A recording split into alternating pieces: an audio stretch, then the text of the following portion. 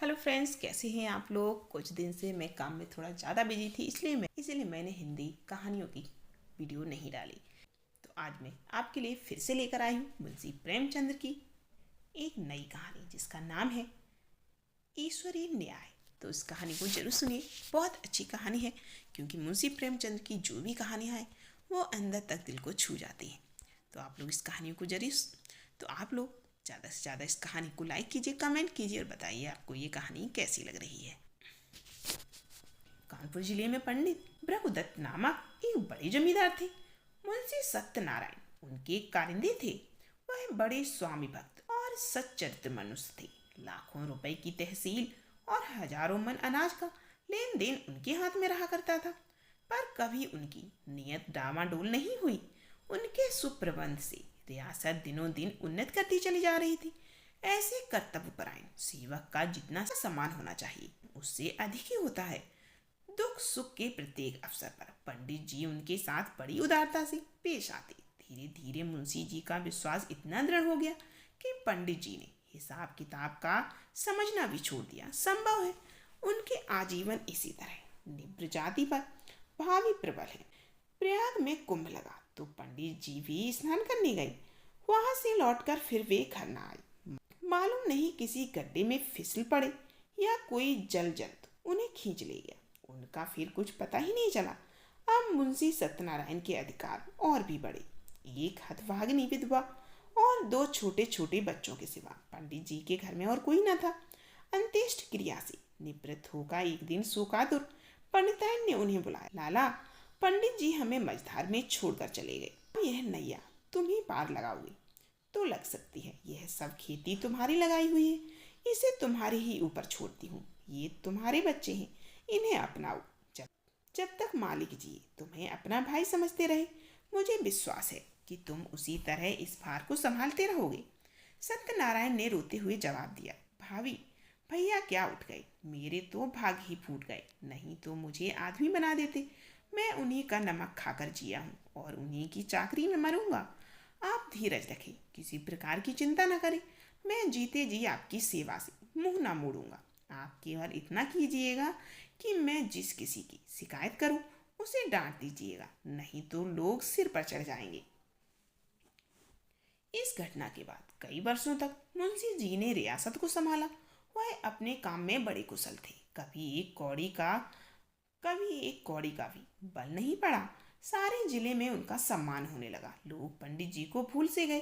दरबारों और कमेटियों में वे सम्मिलित होते। जिले के अधिकारी उन्हीं को जमींदार समझते। अन्य रईसों में उनका आदर था। पर मान वृद्धि की महंगी वस्तु है और भानकुंवरी अन्य स्त्रियों के सदृश पैसों को खूब पकड़ती। वह मनुष्य की मनोवृत्तियों से परिचित न थी। पंडित जी हमेशा लाला जी को इनाम इकराम देते रहते थे। वे जानते थे कि ज्ञान के बाद ईमान का दूसरा स्तंभ अपनी सुदशा है। इसके सिवा खुद भी कभी कागजों की जांच कर लिया करती थी, नाम मात्र को ही सही। पर इस निगरानी का डर तो बना रहता था, क्योंकि ईमान का सबसे बड़ा शत्रु अवसर है। भानुकुंवरी इन बातों को जानती न थी। अतएव अवसर तथा धनाभाव जैसे प्रबल शत्रुओं के पंजे में पड़कर मुंशी जी का ईमान कैसे बेदाग बचता। कानपुर शहर में मिला हुआ, ठीक गंगा के किनारे, एक बहुत आजाद और उपजाऊ गांव था। पंडित जी इस गांव को लेकर नदी किनारे पक्का घाट, मंदिर, बाग, मकान आदि बनवाना चाहती थी, पर उनकी यह कामना सफल न हो सकी। संयोग से अब वह गांव बिकने लगा। उनके जमींदार एक ठाकुर साहब थे, किसी फौजदारी के मामले में फंसे हुए थे। मुकदमा लड़ने के लिए रुपए की चाह थी। मुंशी जी ने कचहरी में ये समाचार सुना। चटपट मोल तोल हुआ। दोनों तरफ गरज थी। सौदा पटने में देर न लगी। बैनामा लिखा गया, रजिस्ट्री हुई। रुपए मौजूद न थे, पर शहर में साख थी। एक महाजन के यहाँ से 30,000 रुपए मंगवाए गए और ठाकुर साहब को नजर किए गए। हाँ, काम काज की आसानी के ख्याल से यह सब लिखा पड़ी मुंशी जी ने अपने ही नाम की, क्योंकि मालिक के लड़के अभी नाबालिग थे। उनके नाम से लेने में बहुत झंझट होती और विलम्ब होने से शिकार हाथ से निकल जाता। मुंशी जी बैनामा लिए असीम आनंद में मग्न भानुकुंवरी के पास आए। पर्दा कराया और यह शुभ समाचार सुनाया। भानुकुंवरी ने सजल नेत्रों से उनको धन्यवाद दिया। पंडित जी के नाम पर मंदिर और घाट बनवाने का इरादा पक्का हो गया। मुंशी जी दूसरे ही दिन गांव में आए। आसामी नजराने लेकर नए स्वामी के स्वागत को हाजिर हुए। शहर के रईसों की दावत हुई। लोगों के नावों पर बैठकर गंगा की खूब सैर की। मंदिर आदि बनवाने के लिए आबादी से हटकर रमणीक स्थान चुना गया।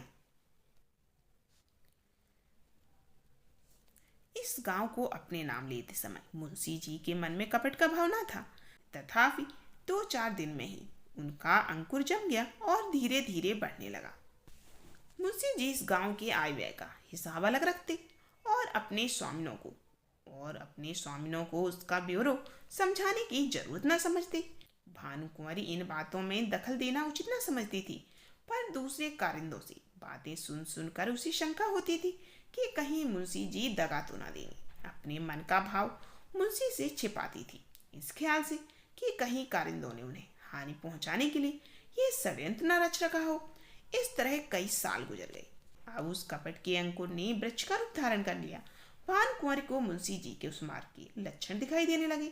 उधर मुंशी जी के मन से कानून से नीति पर विजय पाई। उन्होंने अपने मन में फैसला किया कि गांव मेरा है। हाँ, मैं भानुकुंवरी का 30,000 का ऋणी वस्तु हूँ।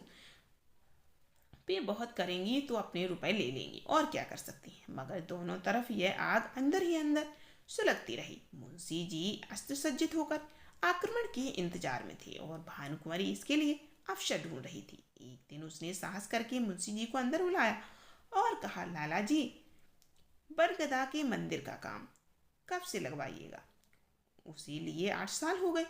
अब काम लग जाए तो अच्छा है। जिंदगी का कौन सा ठिकाना है? जो काम करना है उसे कर ही डालना चाहिए। इस ढंग से इस विषय को उठाकर भानुकुंवरी ने अपनी चतुराई का अच्छा परिचय दिया। मुंशी जी भी दिल में इसके कायल हो गए।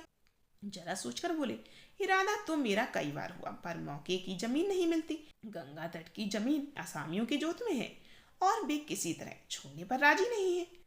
भानुकुंवरी बोली, यह बात तो आज मुझे मालूम हुई। 8 साल हुए। इस गांव के विषय में आपने कभी भूल कर भी चर्चा नहीं की। मालूम नहीं कितनी तहसील है, क्या मुनाफा है, कैसा गांव है, कुछ सीर होती है या नहीं। जो कुछ करते हैं आप ही करते हैं और करेंगे, पर मुझे भी तो मालूम होना चाहिए। मुंशी जी संभल उठे। उन्हें मालूम हो गया कि बाजी ले जाना मुश्किल है, गांव लेना ही है। अब क्या डर? खुलकर बोले, आपको इससे कोई शाहरुकार ना था, इसीलिए मैंने व्यर्थ कष्ट देना मुनासिब न समझा। भानुकुंवरी के हृदय में कुठार सा लगा। पर्दे से निकल आई और मुंशी जी की तरफ तेज आंखों से देखकर बोली, आप क्या कहते हैं? आपने गांव मेरे लिए लिया था या अपने लिए? रुपए मैंने दिए थे या आपने? उस पर जो खर्च पड़ा हुआ है मेरा था या आपका? मेरी समझ में नहीं आता कि आप ये कैसी बातें कर रहे हैं।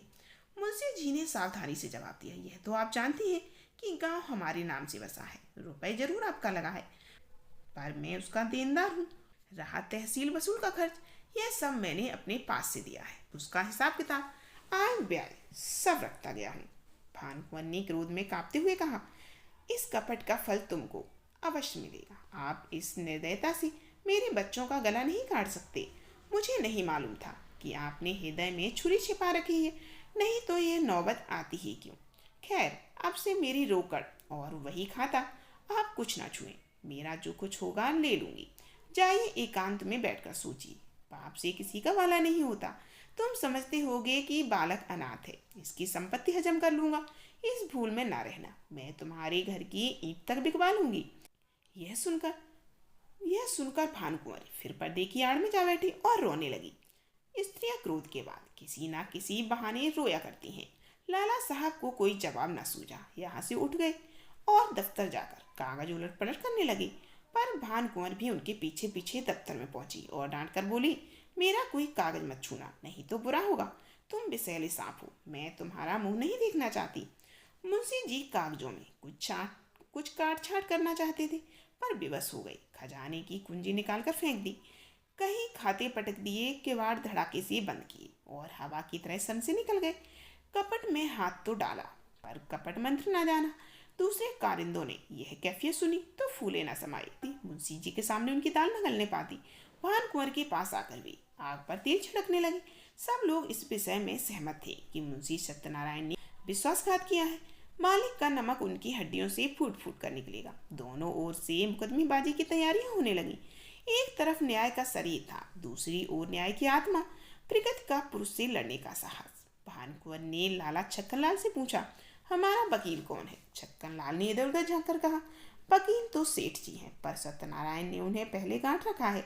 इस मुकदमे के लिए बड़े होशियार वकील की जरूरत है।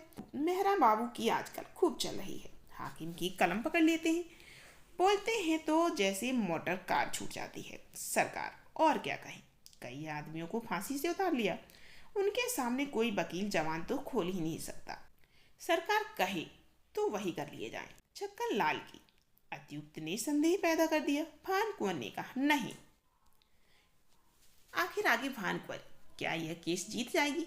आखिर क्या होगा? कहानी को सुनिए जरूर।